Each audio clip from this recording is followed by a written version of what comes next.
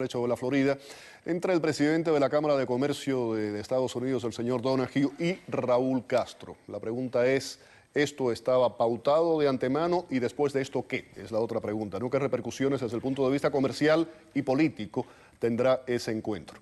Tengo conmigo aquí en el estudio, le damos las buenas noches, por una parte, Andrés Alburquerque, analista político. Andrés, bienvenido al programa.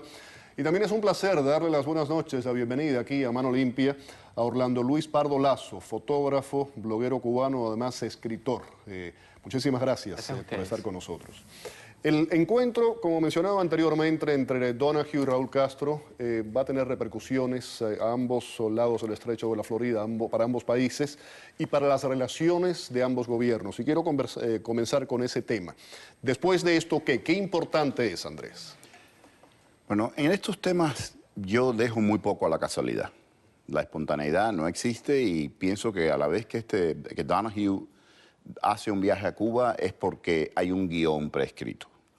Es importante diferenciar. ¿Quién le pone es un guión puntos, escrito las comas, a dos manos. A dos manos. A dos manos. Como toda la historia de esta tragicomedia entre los Estados Unidos y Cuba ha sido siempre un guión a dos manos. Hay que hacer, decía antes, una definición neta y científica entre lo que significaría la visita de un vicepresidente norteamericano, de una persona del Ejecutivo, de la política, del ala política de este país. Aquí habría que preguntarse, ¿Donoghue a título de quién, a nombre de quién habla? A nombre de la Cámara de Comercio de los Estados Unidos. Es decir, por eso te decía, es una gran diferencia. Esto no es una visita política, no es Estados Unidos claudicándole a nadie, es la persona que le pagan por buscarle negocios a los negociantes, a los productores, a los empresarios de este país, haciendo el trabajo que le pagan por hacer. Máxime cuando va a un país con un mercado cautivo que necesita de todo y para él es una oportunidad dorada. Los principios no tienen nada que ver, es un problema del cash. Vamos a ir ahora con Orlando Luis Pardo Lazo para ver su opinión, su punto de vista sobre el tema. Pero antes de esto, vamos a escuchar qué dijo Donoghue. Dice que es hora de comenzar un nuevo capítulo con Cuba.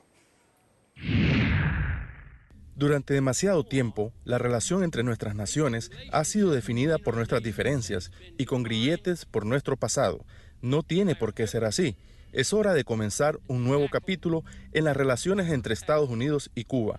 Los cambios toman tiempo, pero no creo que si el presidente quiere lograr que se haga antes del final de su mandato, ha tenido 2 años y va a tomar un tiempo para hacerlo, por lo que tendrá que ponerse a trabajar. Orlando, ¿qué piensas?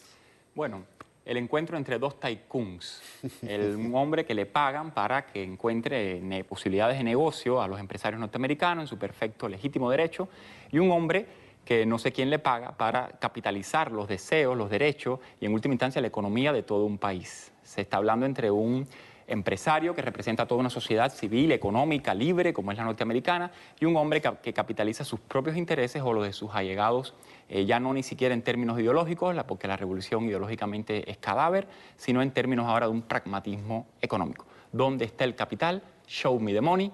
Raúl Castro lo quiere. Aquí hubo un comercial hace muchos años que era un comercial del que se hablaba mucho, que dice, aquí lo que importa es el cash, decía ese comercial.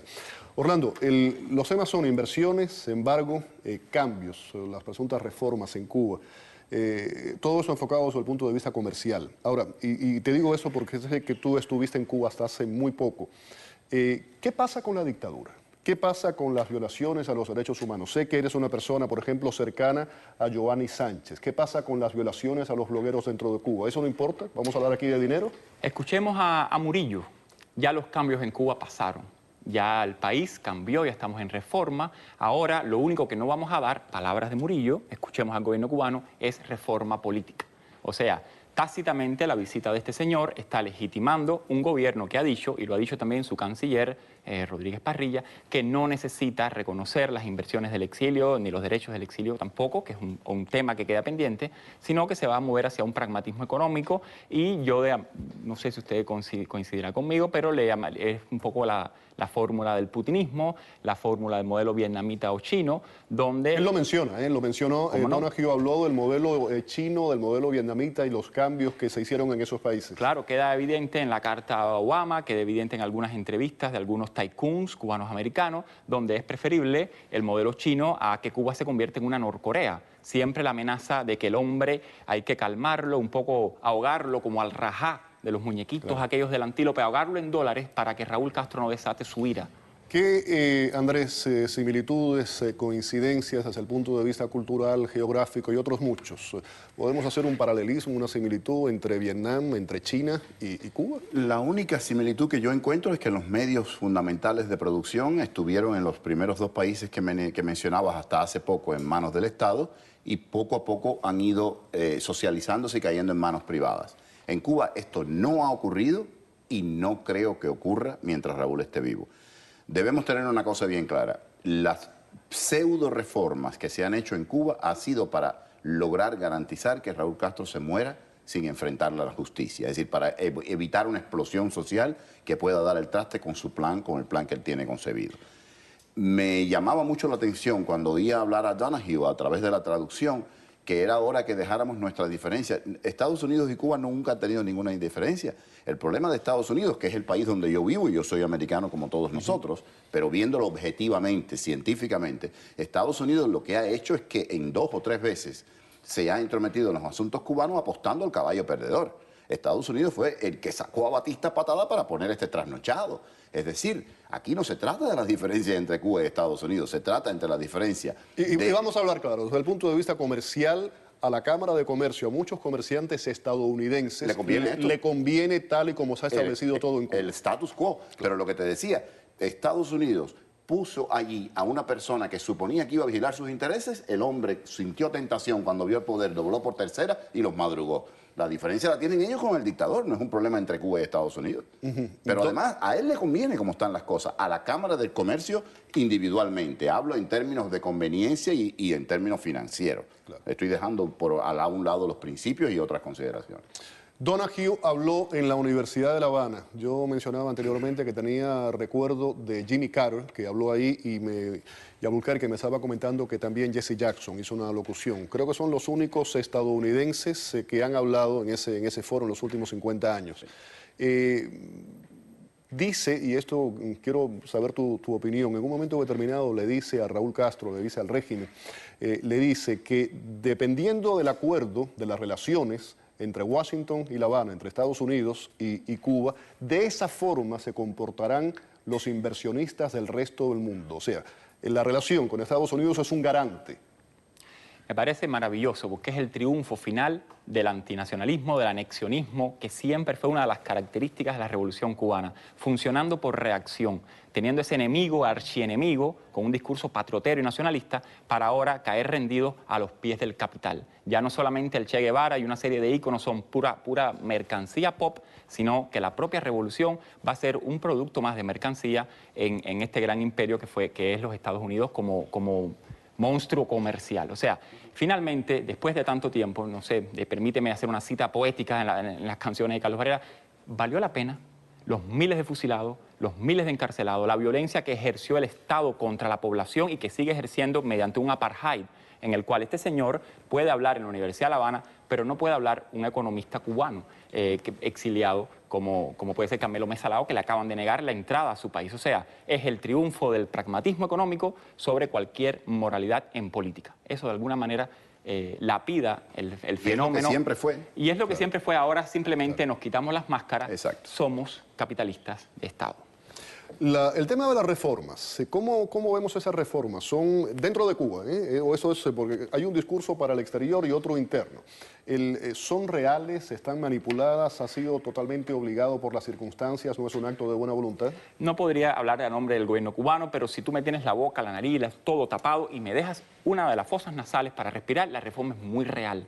Yo comienzo a respirar, comienza la ilusión del consumo, de crecer económicamente. Usted ve las Paladares de La Habana, otros negocios, como comienzan a tener una iconografía que a veces se parece peligrosamente a la iconografía más comercial de Miami, de los negocios que puedes ver en el día a día en este país.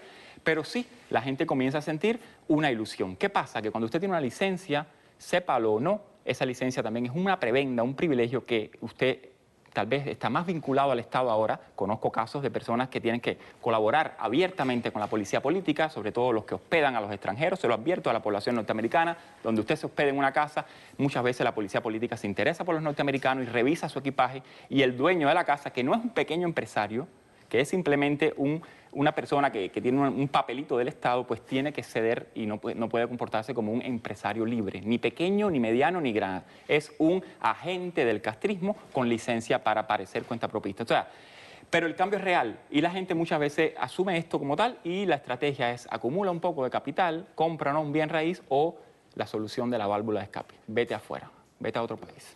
Andrés, estos planteamientos puramente económicos, con el tiempo, ¿pueden desencadenar en cambios políticos de cierta importancia? Yo siempre dejo el imponderable, ese pequeño por ciento que dan los científicos al imponderable, a lo no planeado, al desencadenarse de cualquier situación, lo dejo abierto. Y en una cosa, Fidel Castro siempre tuvo razón. Si él abría 1 milímetro, corría el riesgo de caer. Eso es cierto. Raúl Castro está transitando un camino. Y las pocas veces que lo hizo, pagó por haberlo hecho. Pagó caro y tuvo que echar para atrás. Luego regresamos al viaje de los de finales de los 77, 78, lo que ocurre después con el Mariel, y de ahí muchas otras circunstancias. Exacto. Entonces, ellos, te digo, cada vez que lo han hecho, les ha costado. Van a ir haciendo lo que necesariamente sea para poder morirse tranquilos, pero no podemos descartar que algunos cambios pueden crear en las personas un cierto tipo de concientización, pueden viajar y ver otras realidades. Es decir, todo esto como subproducto, pero puede dar como resultado que hay algunos cambios. Tarde o temprano algo tiene que cambiar en Cuba. Me pregunto si un pueblo tiene que conformarse al tarde o temprano, si no sería hora ya de que esto fuera historia. Sí, hablando del pueblo, y terminamos ya con esto, termino contigo ahora, Orlando Luis. Esta visita es para consumo externo, realmente al cubano de a pie, que tiene que estar buscando todos los días cómo resolver sus necesidades, le importa que Donoghue haya ido a La Habana, o están enviándole un mensaje a los inversionistas europeos, canadienses, de mira, eso se está arreglando, mira, tenemos aquí al presidente de la Cámara de Comercio de Estados Unidos. Bueno, espero que el presidente de la Cámara de Comercio, sea una u otra, no te puedo decir, se haya preocupado también por los empresarios extranjeros, canadienses, ingleses, europeos, que están presos en Cuba y que han perdido millones de dólares. El caso de Marambio, hombre íntimo de Fidel Castro. También, o sea, los empresarios que están sin ningún derecho, incluso un compatriota de Donoghue, Alan Gross, que por una labor completamente de apoyo a la libre comunicación, al libre intercambio de información en mi país, también está preso y es rehén de ese mismo señor. Espero que el nombre de Alan Gross también haya sido mencionado como parte de esto. La repercusión real de todas las visitas de jefes de Estado a mi país no se pueden evaluar porque el gobierno cubano es muy opaco. No narra qué fue lo que pasó ahí. Es como un pacto casi que hermético. Orlando, un placer tenerte en el programa y conocerte. Privilegio, también, muchas gracias. Muchísimas gracias. Andrés, gracias por haber estado de nuevo en el programa. Vamos a la pausa. Al regreso, vamos a hablar de las sanciones contra Venezuela. Están enfrentando, lo pudieron poner de esa forma, al Departamento de Estado y al Congreso de Estados Unidos. Ahora, ¿qué va a hacer el presidente Obama, que tiene la última palabra? Volvemos.